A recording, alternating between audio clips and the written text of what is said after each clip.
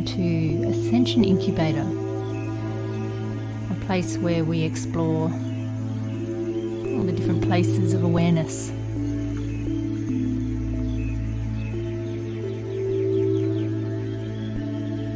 And we expand our consciousness through being the forever student of life.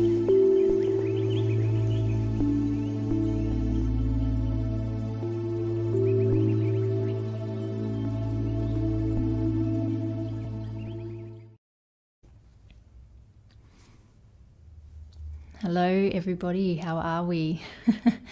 Welcome to this week's Ascension Incubator, a weekly session where we go on a bit of a soul journey and we explore all the different aspects of life, aspects of self, and touch on a few topics that get us thinking. And then after that, it is sealed in with some of my sound medicine with all these instruments that you can somewhat see, and if you're listening, then you'll just have to use your imagination that of the different kinds of instruments that exist here. And so today's topic is a pretty big one, I think, for a lot of people, and I am hoping to offer the gift of perception on different aspects of this topic. What is the topic, you might be asking? If you haven't read it already, the topic is forgiveness. It's a goodie.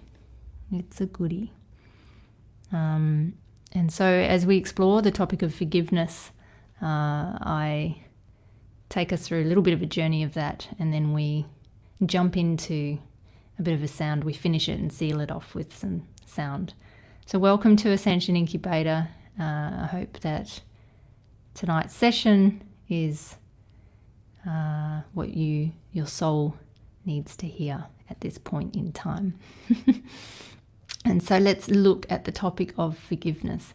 And when I was exploring this, and I think we are always on that journey of should we or shouldn't we forgive the wrongdoings of other people, that we are perceived wrongdoings of other people that happen or occur to us. And I sort of sign this with the waiver that it's not, it doesn't necessarily condone if there has been wrongdoing by some rascal in your life. It's really a space of looking at it from a different perspective and how it is that we can move through it. And I think something that an interesting perspective that I have explored is, there is nothing to forgive, because forgiving is in essence taking something back, and because we believe that something's been taken from us. It just basically means, in a beautiful way that I heard this analogy of forgiveness, and I thought, yeah, that resonates. I like that, and it's like anything. When you hear information, when you're a student to information, we're always students, no matter whether we're teachers or students, what we do. And, whenever you are that student, it just gives you, and you sit in the space of being the student, you go, oh, yeah, I never really thought of it that way, or yeah, that's kind of interesting. That's an interesting perspective. As Aristotle said, the mark of an educated mind is to be able to entertain a thought without necessarily accepting it. So today's session, I welcome you to sit in that space and to explore that for yourself and see whether it fits for you. Anything that, whenever I do, I call it soul directorship. So if I'm doing a soul direction session with you, I always say that it doesn't matter what I say because when you are in that space, you've got to feel, it's all about learning about your own internal guidance system. Does this feel good? Does this resonate for me? Does it not?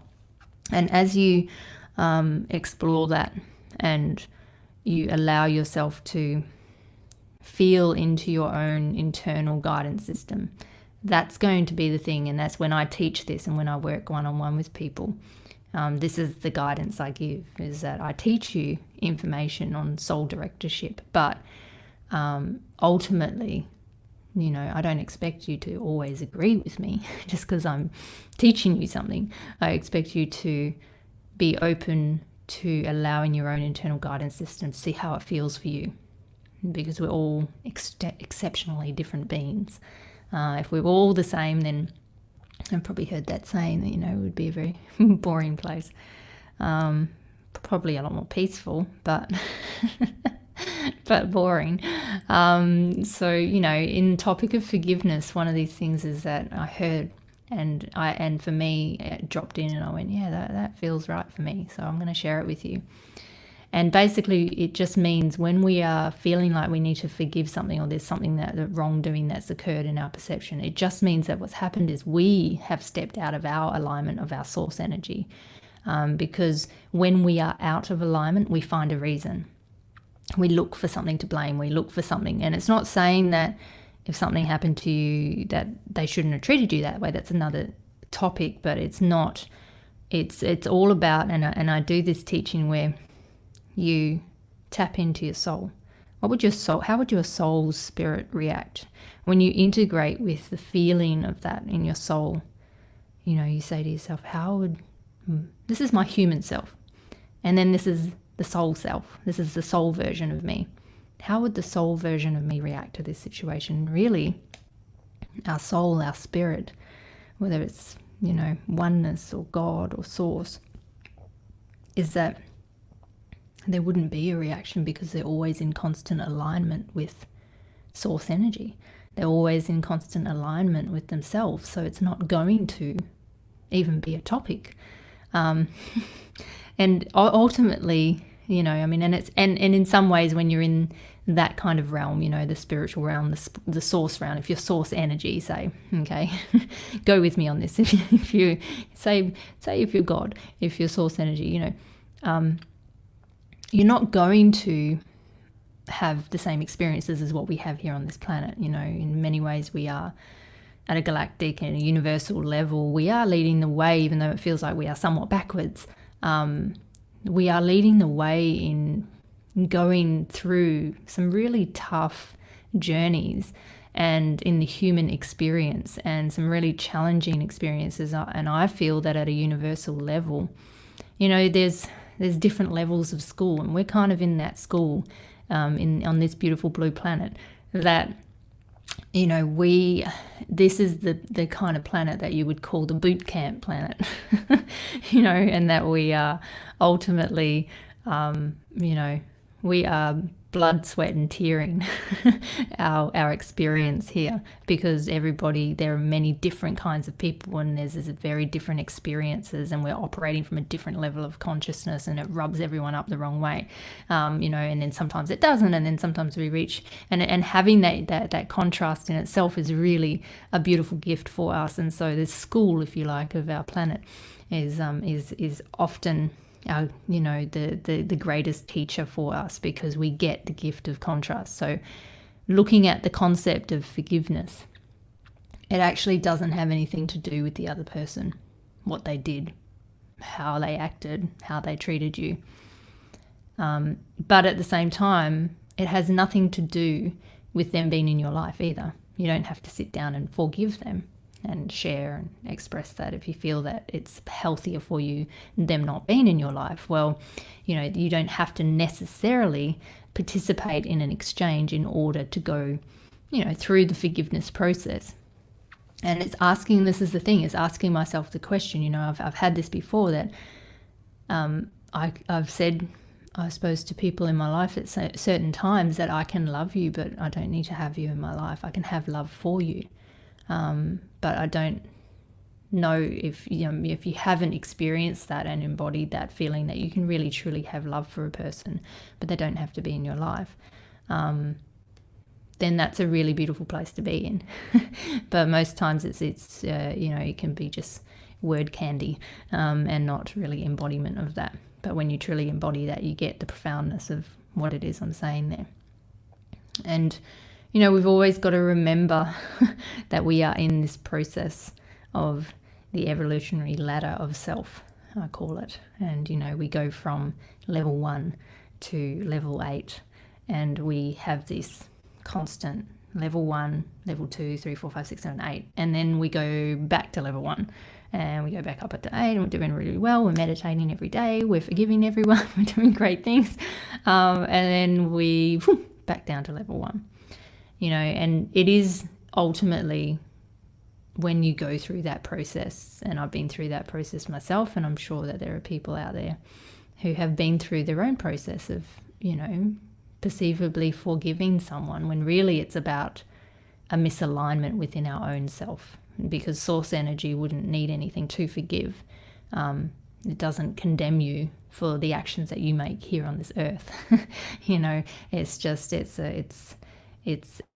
a deeper connection at a source level, at a soul level.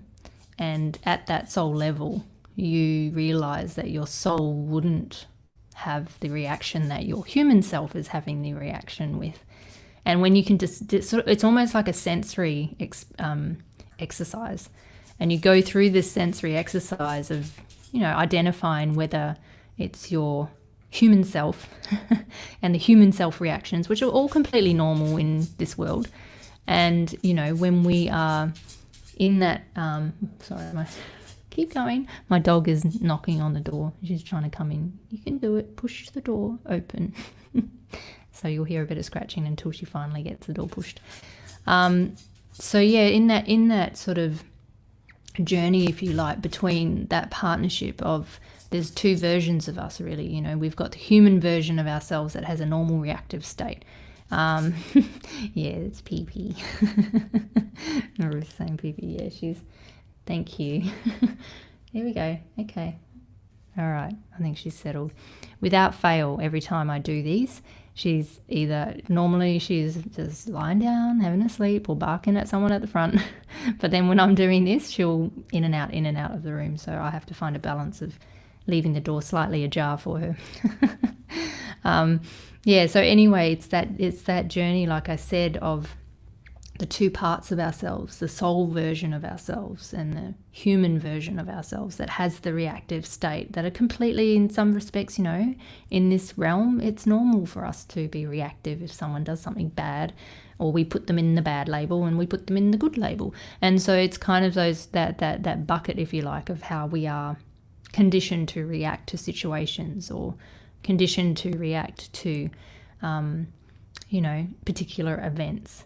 Or people or experiences. And so what I often do is I've created this thing where I feel into the physical self, the human part of myself, and I get a sensory experience of what that feels like.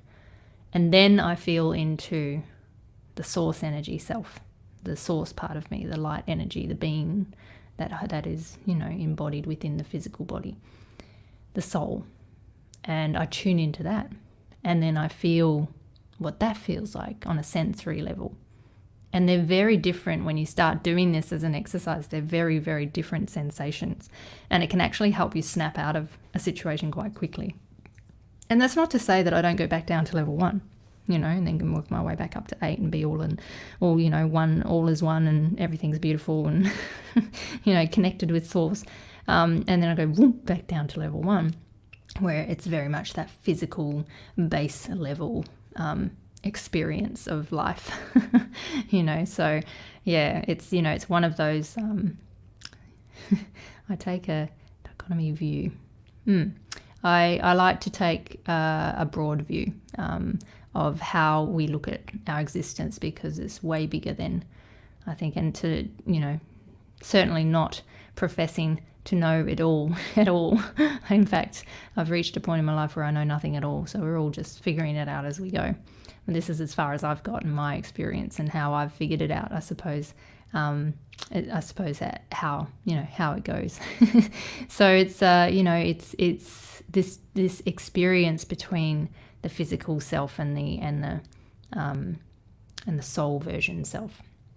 And I feel that sensory, the sensory, and that it actually helps me understand and go, okay, well, How would my soul react to this? How would, if I was just a spirit being, if I was just the soul and not the physical self, what would be, what do I think would be my reaction to a situation?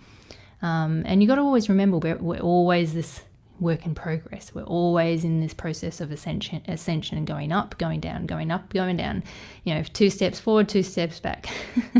And so as we go through that, we tweak it. Each time we have an experience or an opportunity for forgiveness, then we tweak that and we refine our reaction. And if not, we might get to a place where we don't react.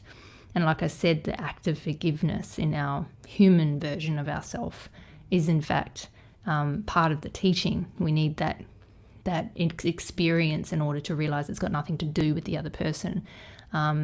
It's to do with ourselves. And so we go through that process of releasing that. And a really good example is, you're pushing really hard against a wall and your muscles are, tensing up and you're sweating and you're burning, trying to push really, really hard against it. And then you stop and then you go, look at what I've done to myself by doing that. You puffed, you're sweaty, you're tense, your muscles are all tensed up, and you've expanded such a vast amount of energy just pushing up against that. And that's sort of similar to how we experience situations, we can either push up against it and we end up really tiring ourselves out the most, especially in the process of forgiveness, that we end up playing the story again over and over and re-justifying to ourselves that this is, that this is the righteous point of view. They were wrong and I was right, and they were wrong and I was right. And it's that constant reevaluation, and then our subconscious part of our mind goes in and tries to find other people to connect in with. So then we can share that experience and go, oh, this happened to me, and this person did that to me, and this did that to me, and then they go, oh my God, that's terrible. And so then what that does is then reaffirm it in your mind that yes, it is terrible, and therefore I can be angry about it. And so we kind of go through this journey of sourcing out, feedback and experiences about it and how we deliver it, how we talk about the situation in a way that is skewed, so then we can actually justify to ourselves for the way we're feeling. And that takes a lot of energy, the amount of people you talk to. It's not to say that you don't share your experience with people, you don't have a conversation about it with people, but how do you deliver it? What's the intention behind how you're delivering it? Are you delivering it from a point of view where you are looking for the justification of that, so then it can justify your reaction to it? Or are you sharing it because you feel that you need maybe some advice or guidance on the situation or how to deal with it? You want to better yourself with it. You don't want to be as reactive as you are. And you're taking some accountability and responsibility that it's charging you up, like it's impacting you. I'm out of alignment with my source energy. I'm out of alignment with myself. So how do I find that alignment? How do I come back in? How do I come back into that source energy alignment? And all these things take a huge amount of energy. The amount of gossip, gossip is one of the worst things we can get ourselves caught up in. And I'm not perfect. I've had my fair share, but I catch myself now and I'm like, no, I'm not taking part in that. Because as you start to do it more and more, and you're creating this, they call it, I've seen it, there's a documentary called, I think, Honesty or Honest, and it talks about how everyone lies, everybody. And there's a thing called even right down to the white lies. And I mean, let's get real. How many times have you been betrayed your own soul, let alone other people? And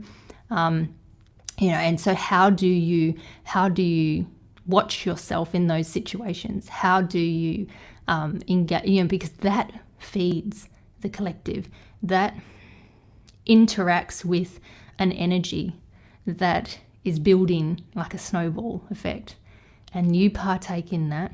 Then it justifies why you're feeling that way. So then you go back to it, and then all of a sudden you've started this snowball effect, and it begins and it begins and it goes bigger and bigger. And then all of a sudden you find yourself like that example, pushing up against the wall and you're sweating, and by now you're just absolutely ropeable, and you're justifying it in your own mind that this is definitely not right.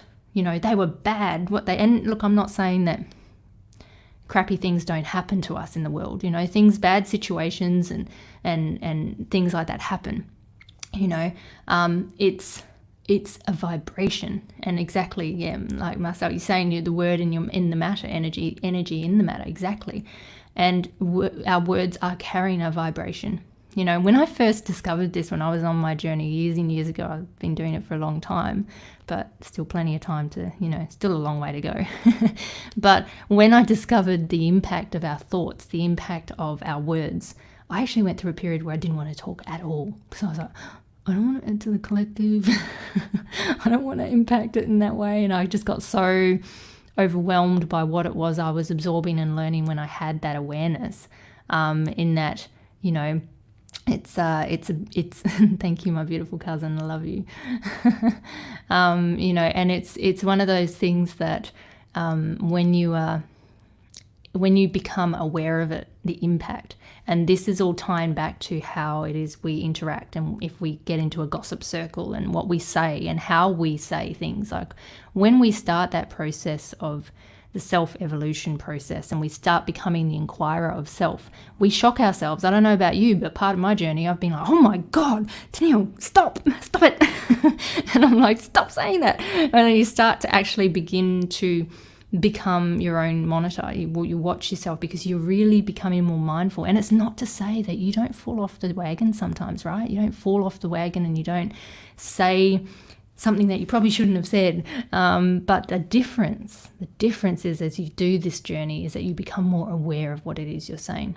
And then you don't beat yourself up for falling off the wagon, for instance, and saying to yourself, oh man, I shouldn't have done that, I shouldn't have said that. I interacted in an old version of myself and I don't like that person that I am. But do you know what? Again, that's an opportunity for perception awareness, for your perceptive flip. How do you flip your perception? So what I used to do, and I still do, is that when I get to that point where I've realized that I've kind of gone back down to level 1 or level 2, and I'm like, oh crap, what have I done? Why did I say that? What did I do that? And then I'm just like, oh, such an old version of me. I don't like that part of myself.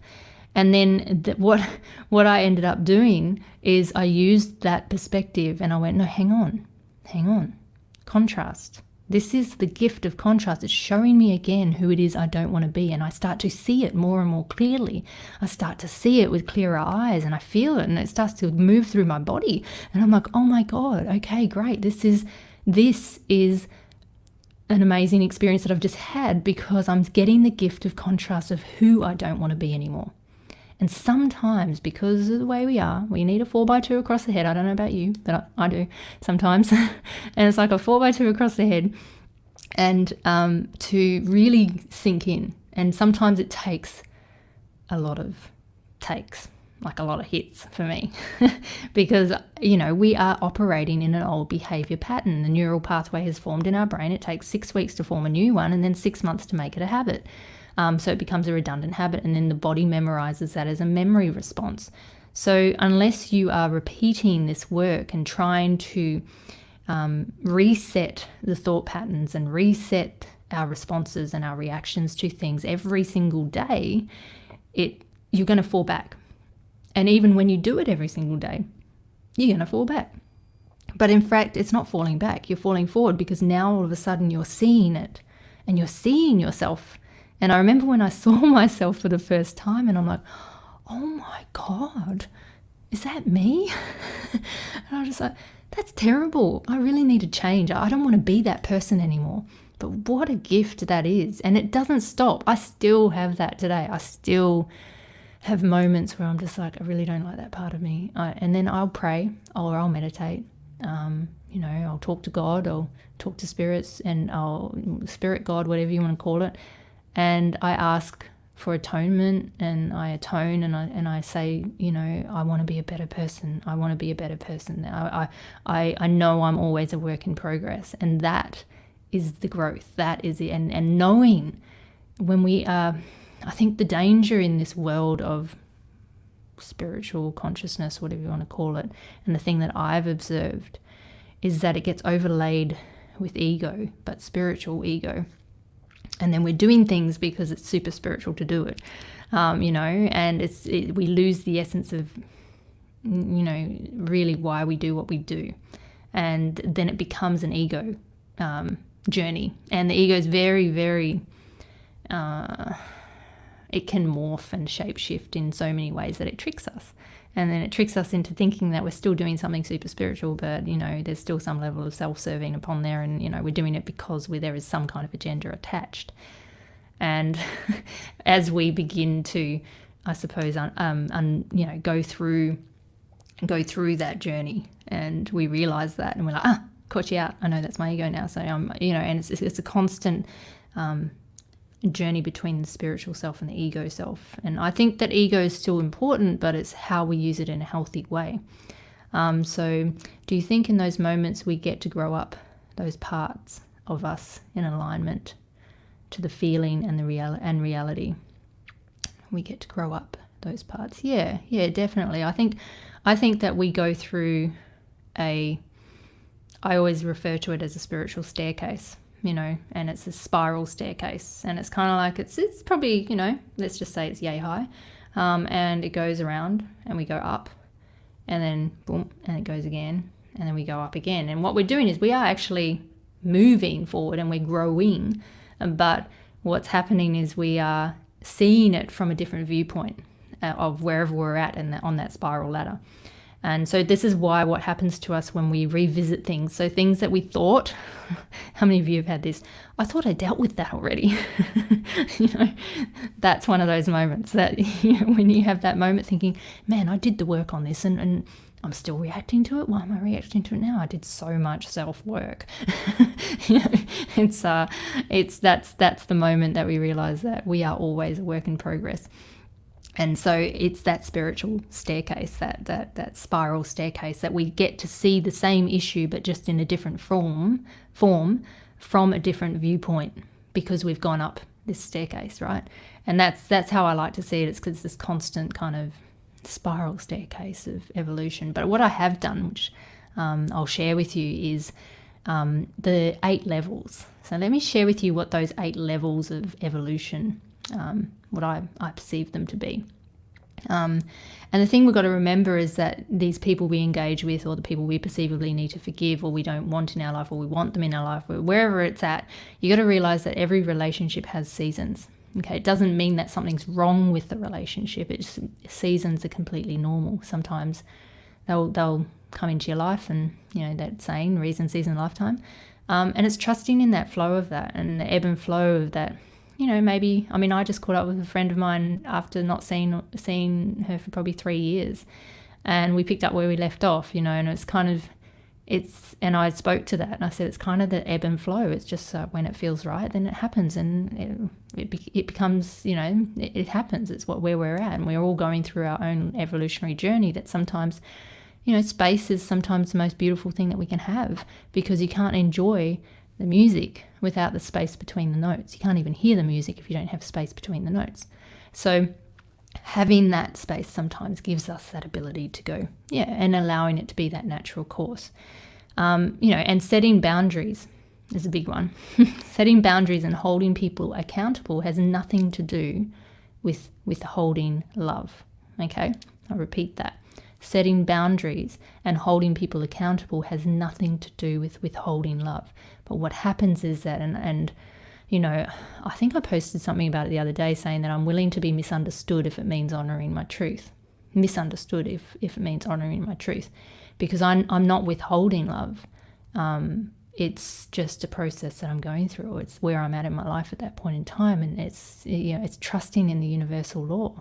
Balance will come with or without you, whether you play a part in it or not. It will arrive back to a state of balance.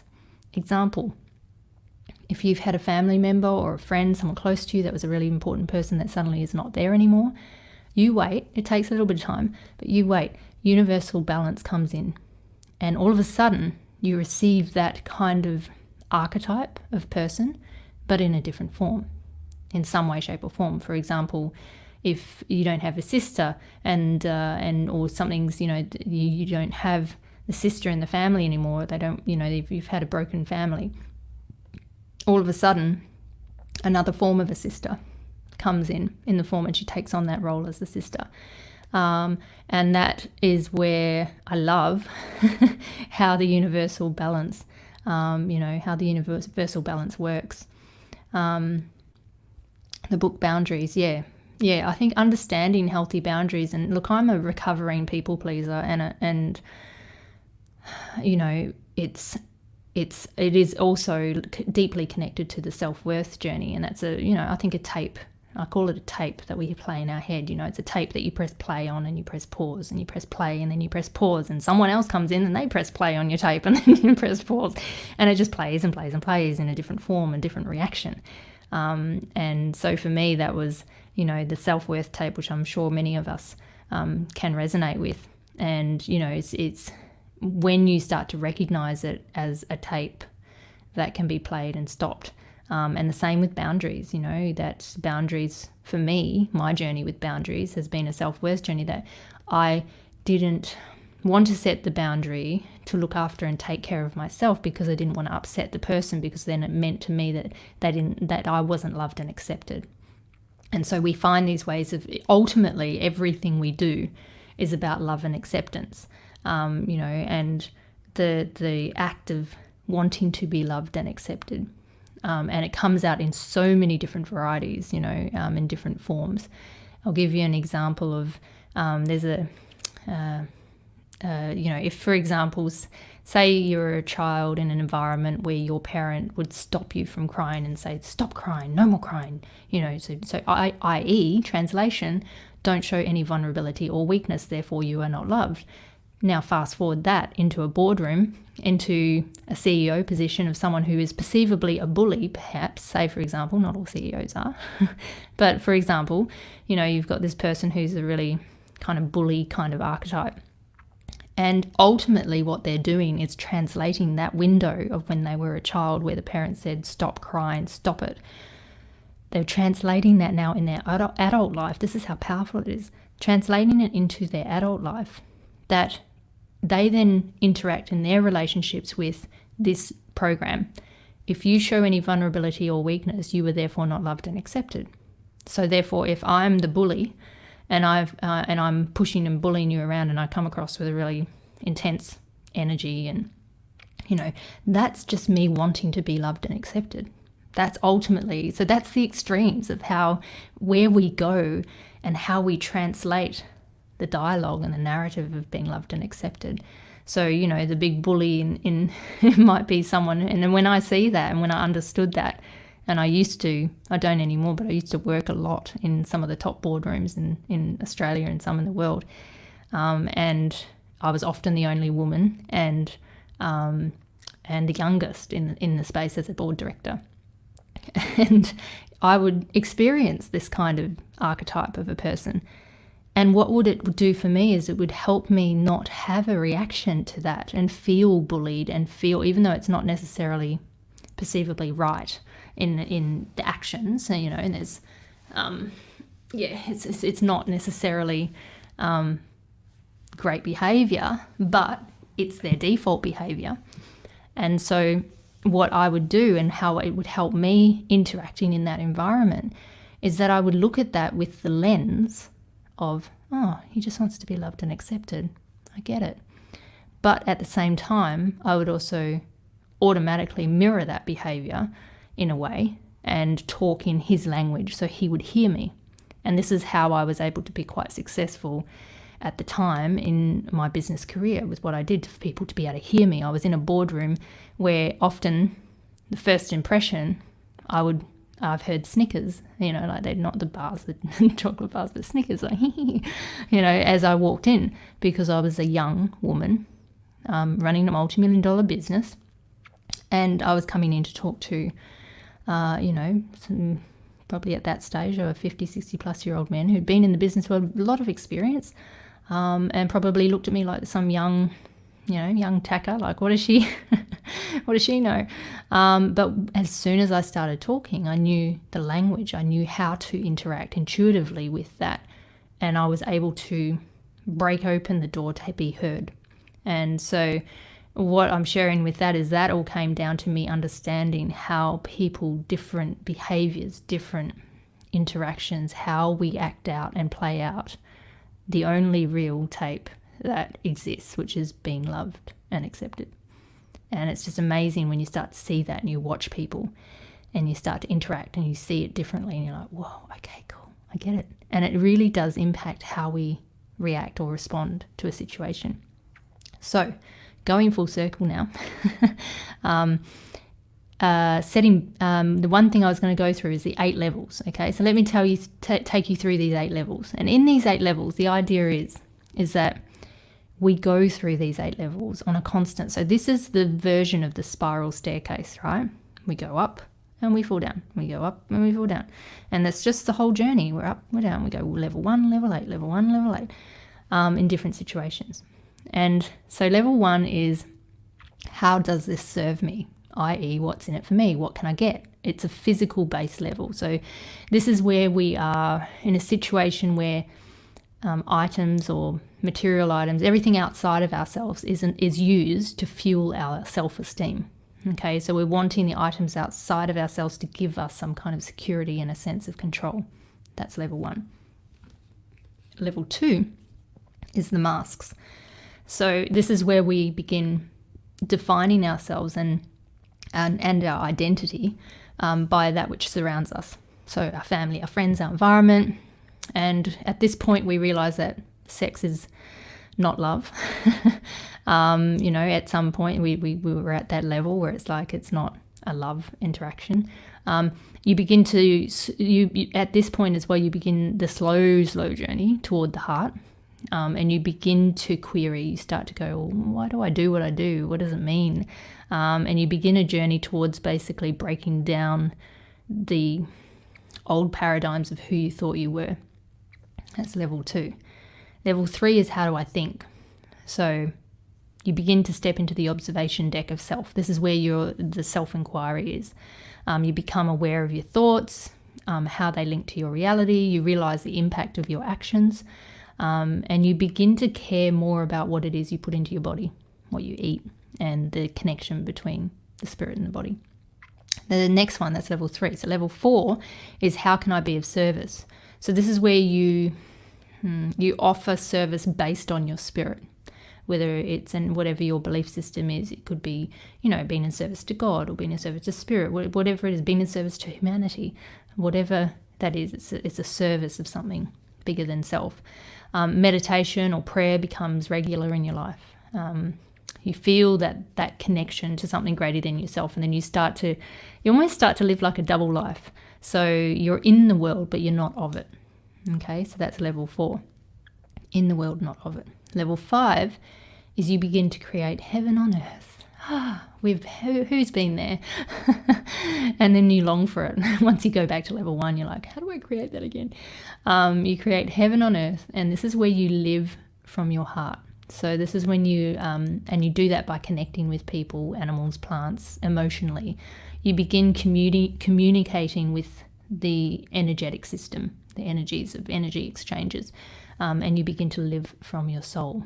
And this is at the point intuitively how the human race is evolving, and then you begin to take actions towards helping it. So the act of service. That's level 5. Level 6, you realize that all feeling, thought, and action is based on greater and lesser degrees of vibrating energy.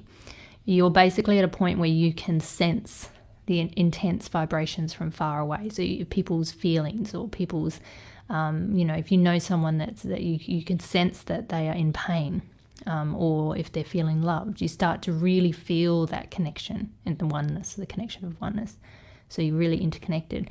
Level 7, you're a servant of spirit or God. You use material resources as needed to serve in the purpose of awakening others. So you develop a powerful presence that basically penetrates the being of the people you know. You no longer see yourself as mind, heart, body, and spirit and soul, because you're basically connected to universal love. Who likes level 7? I like level 7. What about level 8? So this is the top level that we get to, in the unity consciousness, and there is no me. That's when we realize, there is no me. You live in your own spiritual universe. You move, and everyone moves with you. You accelerate your evolution, and you focus on completing your mission, then transcending. It's like, I'm going to do my work and then get out of here. So those are the 8 levels that I perceive our, or from what I've learned over the years, that it's kind of that journey that we go on. And so we go from level 8, we get ourselves up to, 6 and maybe a 7, and we're kind of really in this state of oneness. We're meditating every day. We're doing all these amazing things in the world. We feel really connected with everybody and everyone, and, we are in our own heaven and earth. And then suddenly some rascal comes along and says something that triggers us. And then boom, we're back down to maybe level 2. And like reactive, and we've got all these things of like ego and how do I look and how is that making me perceive, like why people perceive me. And so this is why I say that experience between the soul and the human self. So that's my little accelerating journey. That's my little accelerating journey of how I can sort of jump from the reactive state to, so say from a level 2 up to maybe a level 7 or 8. Mainly probably level 7. And then I do that by tuning in with the soul. And I'm like, okay, how would my soul respond to this? How would I, if I were and I play a game with myself. I'm like, if I were my soul, how would I feel right now? And I kind of just feel it. And I give myself a minute and just go, yeah, this isn't a big deal. Okay, this thing that I have just sweated over is now really, it's not a big deal. Let it go. And that helps me accelerate and bypass those steps of processing that sometimes I've had to go through. And because all of a sudden I check in with the soul and I'm like, boom, okay, that's what it feels like. If it was my soul, that's how it would react. So that's how I'm going to react. And it's just enough space to interrupt the pattern of our old response state. So think of the neural pathways in the brain now. The behavior state that has become a constant that just presses play on its own without you, because the body's memorized now how to do it because it's done it so many times. So all of a sudden this tape's playing in your head and you're like reacting, responding, and then you're watching yourself outside of yourself going, why am I still responding like that? And I've had these situations where I've had a reaction to something and I'm watching myself and I'm like, I'm totally acting like a 2-year-old right now, having a massive tanty. And at some level, I almost laugh at myself. But then I also, sometimes I know I'm too gone. That tape is just playing, and I'm just gonna have to let it play out and then deal with it after that. And it's not beating ourselves up for that. It's not going, because I went through a phase where I would just try to be spiritually perfect. I'm a recovering perfectionist, and it's like, I've got to do it right, and I've got to respond this way, and I can't get angry, and I've got to do this. And it's like all of a sudden it was just like so restrictive that I was actually not really living the essence of this human experience. So I invite you to think about that as we tap into now the slower part of this journey, of this teaching, which is being able to experience some of these beautiful instruments. For those of you who haven't experienced this before, I play a number of different instruments. You won't see this one here. This is the Shruti box. I'll just play it so you can hear it. It was traditionally used in Indian classical music. And I usually like to use sound because this is, besides doing these teachings and working with one-on-one with people, and also, I also work a lot with frequency because we're all vibration, power of sound. And so this particular type of music that I do is in 432 hertz frequency, so with the oscillation of the wave. So when we listen to most music, it's in 440 hertz. 432 is slightly flatter, and there's many, I suppose, interpretations of, the healing benefits of it, but I'll never profess that it heals, but I have had many, I mean, it does heal, but I'm not going to give you that promise, because I know the impact of this work when you experience it live. At one of my workshops, I've had people had physical ailments that have been with them for ages just leave. emotional blockages just go. So the power of this can't be underestimated, but I know that it's not me driving it. So I can't, I believe, profess to say that it's going to do X, Y, Z for you, because sound is, and the frequency of sound is very different for everyone. So it's really, a case of I suppose what resonates for you. And everyone vibrates at a different level, at a subatomic level. And, I think that we all respond to everything differently. But this particular frequency I personally love, and I've worked on it with it for many, many years and seen some profound shifts in people as a result of this work. And I continue to be guided to do this. So I've found a way, I suppose, to merge the two. 400 hertz, beautiful. So the thing is that I like to seal in this work with sound and vibration. So I do, probably one song of the many that I do. But I've popped some links in the message box of my work if you want to, if it resonates with you, and if it doesn't, well, that's cool too. Just press next.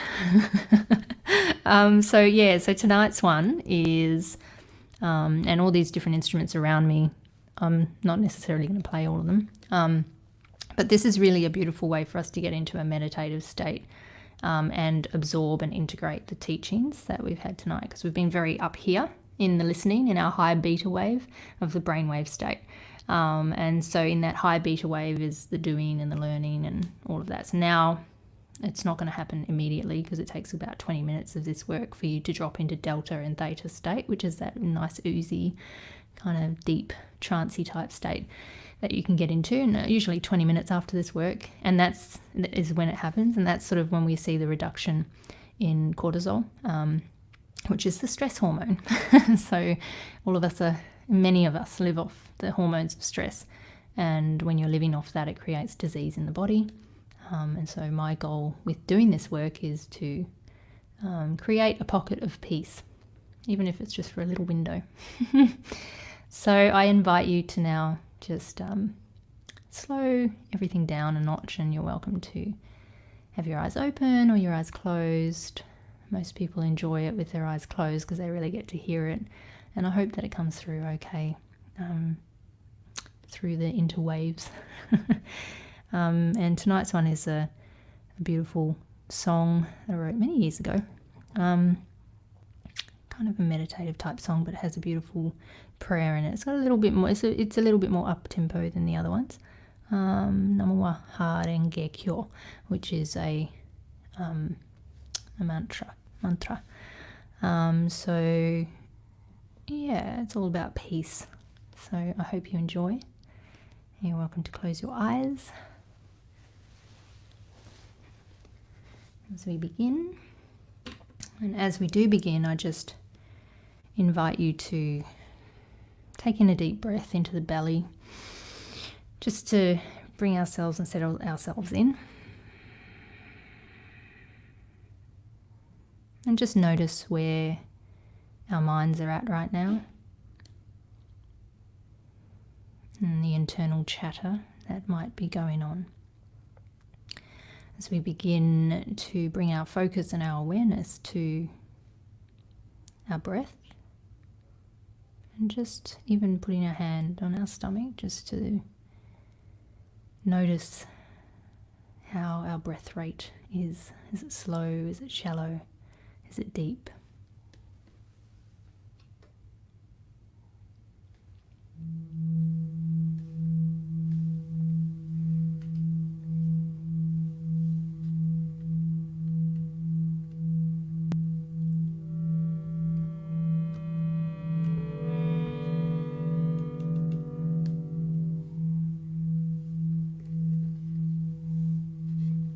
As we just allow ourselves to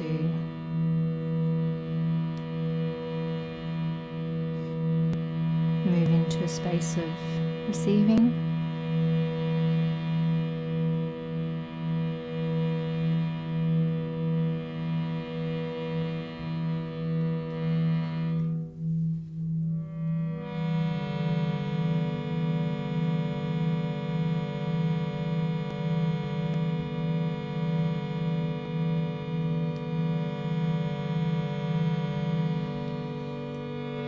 Between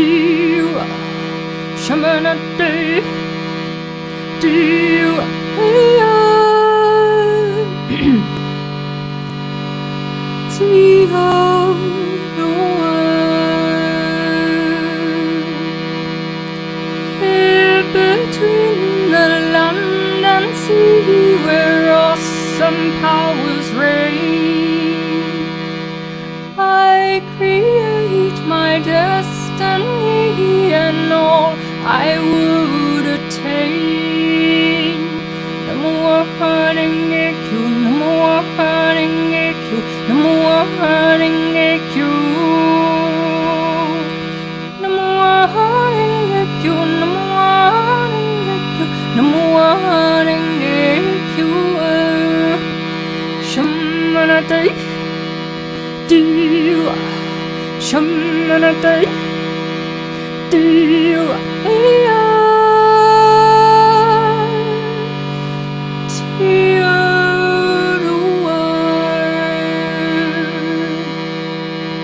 Ancient one of blue and green, of foam and surf and sand, grant the power that I see between the sea and land. No more hurting you, no more hurting you, no more hurting you. No more hurting you, no more hurting you, no more hurting you. Shamanate, do Shamanate, do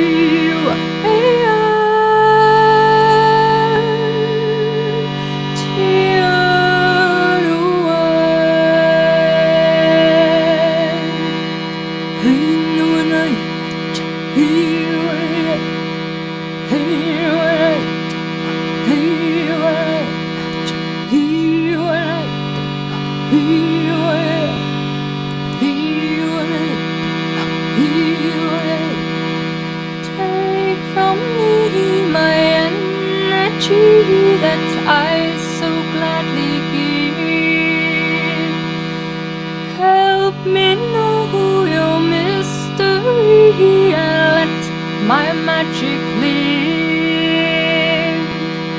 No more hurting you, no more hurting you, no more hurting you. No more hurting you, no more hurting you, no more hurting you. Hiruri, nail, hiwanai, hiwanai.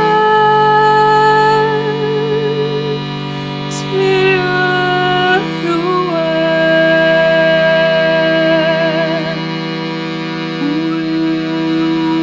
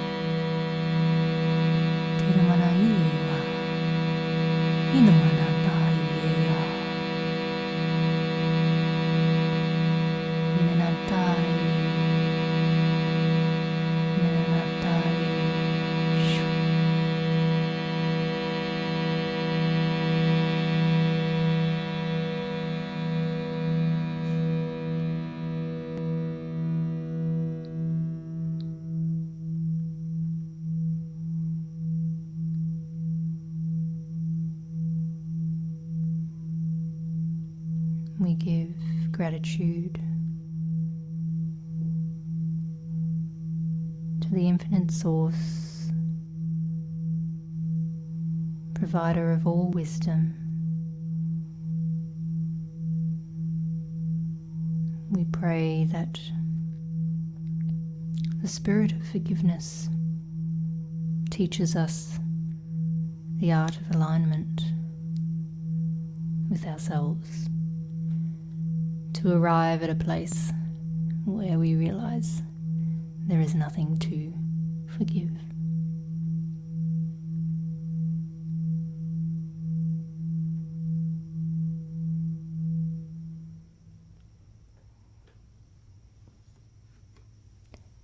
Thank you everybody. Thank you everybody for tuning in tonight to the Ascension Incubator series. Nice to see a few new faces and a few familiar. I hope that tonight's session sparked a little bit of love and peace and forgiveness into our lives, and that you have a beautiful week ahead. For those of you who are local in Perth, I've popped a link in for the July session is sold out, but the August session is open. So if you want to experience this, you can never really translate what I do here properly if you're not experiencing it live. So thank you, beautiful Renee. Wonderful to see you again virtually. So yes, if you do feel the call, then come along to what will be a deep sound medicine experience that can only be had when experienced, and it's a beautiful time for us, especially post-COVID, to relish in the joys of community and the joys of connection. So I wish you all a beautiful week ahead, and I will see you next week at Ascension Incubator. Take care.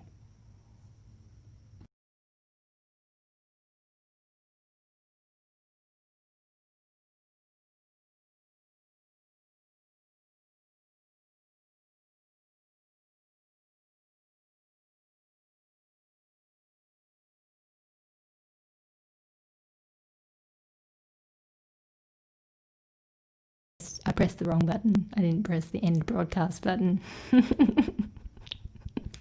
So bye for the second time.